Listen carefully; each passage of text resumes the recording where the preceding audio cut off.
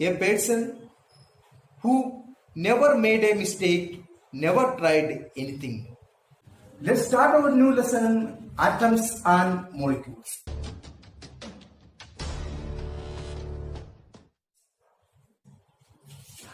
In this lesson, we shall study introduction, laws of chemical combination, what is an atom, what is a molecule, writing the chemical formulae, and molecular mass and mole concept. Hello students, if we take a paper and cut into pieces, what happens? Finally, it reaches a stage that it cannot be divided further. So finally we get the smallest piece that cannot be divided further. Same is the case with matter also.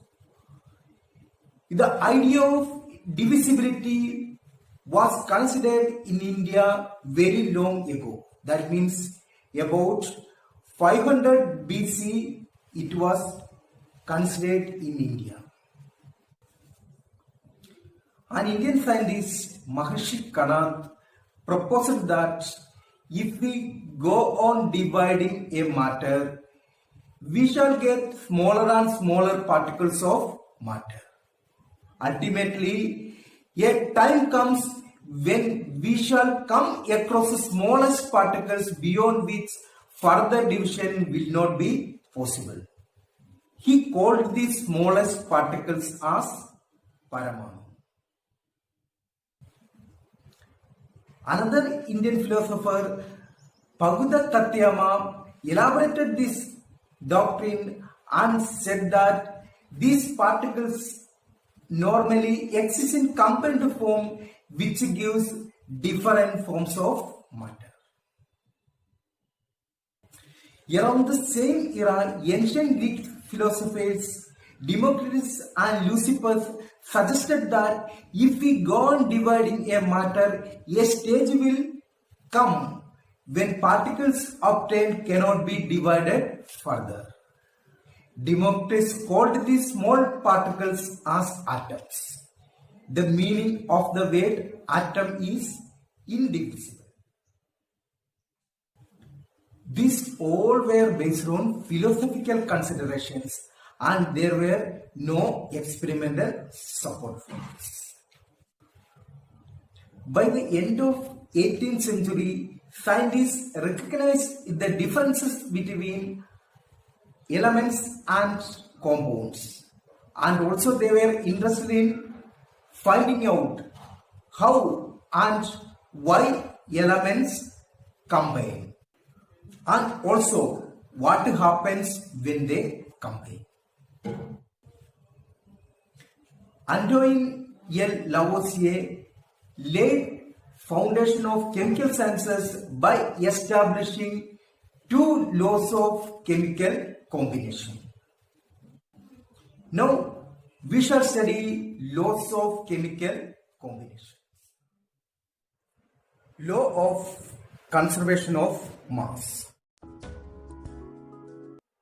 Is there any change in the mass when a chemical reaction takes place? Let's do an activity. Here, 3 sets of chemicals have been given.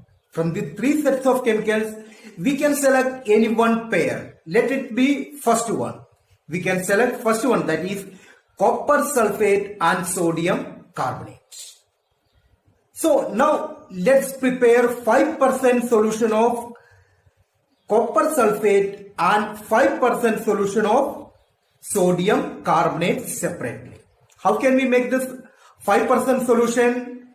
We have learned the concentration of solution in our previous lesson. If we want to prepare 5% copper sulfate solution, we can take 5 gram of copper sulfate and 95 gram of water.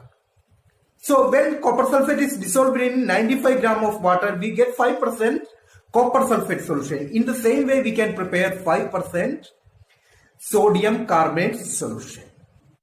Now we can take some sodium carbonate solution in a conical flask and some copper sulfate solution in an ignition tube. Now, hang the ignition tube in the conical flask in such a way that both solutions do not mix each other. Now, close the conical flask with the help of a cork. Now, we can weigh it. We can find out its weight. After finding the weight, take the conical flask, tilt it and swirl it. Then what happens? Both the solutions mix each other and chemical reactions take place. What will be the chemical reaction? It is an example of double displacement reaction or double decomposition reaction. About this reaction we will learn next year. Now we can just remember chemical double decomposition reaction has taken place and they formed copper carbonate and sodium sulfate. So no doubt there was a chemical reaction. And it may ask, you may get the doubt why we have closed the conical flask. We have closed the conical flask with the help of a cork to prevent the passage of air or gas into the conical flask and out of the conical flask. Now we have to weigh the conical flask and the contents once again. So do you find any difference in their masses? Obviously there won't be any difference in their masses. Mass remain constant. This is what is called law of conservation of mass. Law of conservation of mass states that mass can neither be created nor destroyed in a chemical reaction. Now we are going to learn about law of definite proportion.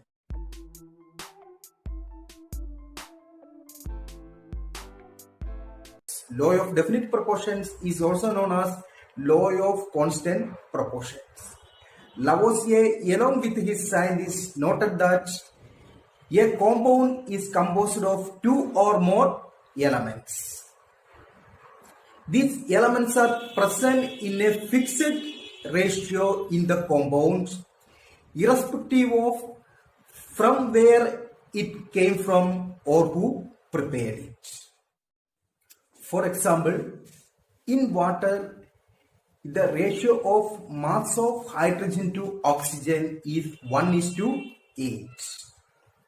So always if we take water, irrespective of from where water came or which source the water we have, irrespective of all this, if it is water, the ratio of mass of hydrogen to oxygen, it will be 1:8. That means if we take 9 grams of water, in that 1 gram will be hydrogen and 8 grams will be oxygen. In the same way, ammonia. Ammonia is a compound of nitrogen and its molecular formula is NH3.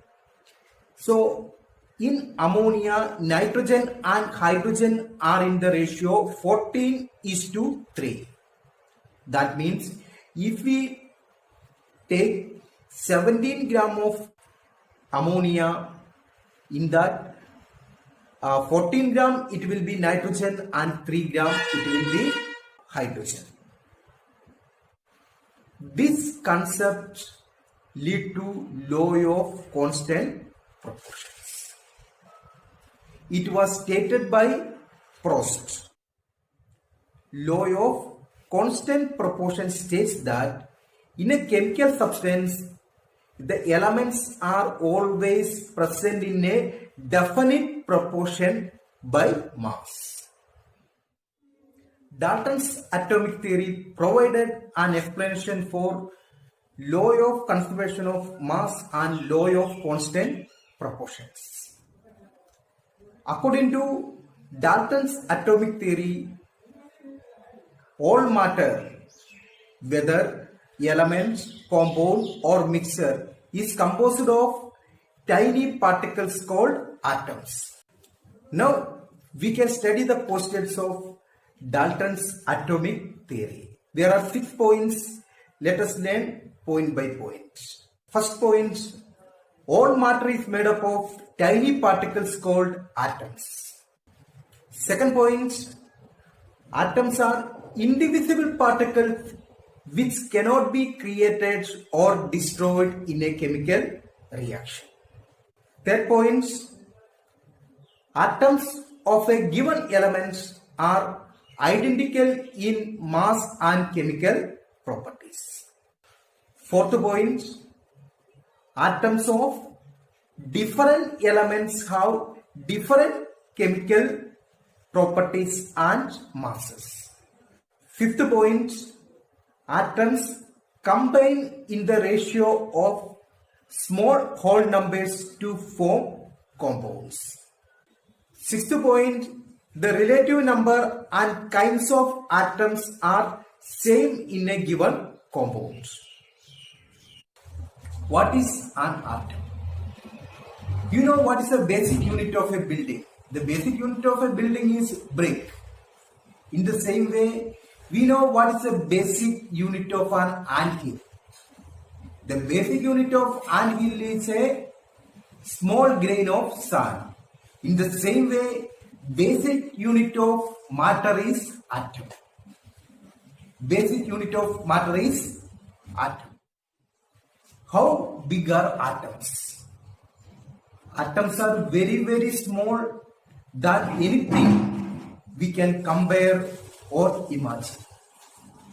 They are very, very small.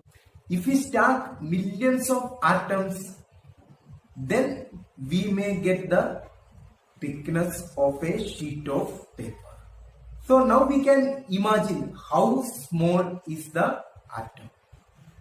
So you may think, why we have to study about this small particle? Because we know everything what is there in the universe or all the matter is made up of these small particles which are called atoms. Search for knowledge never ends. We will meet in another class with another topic. Thank you.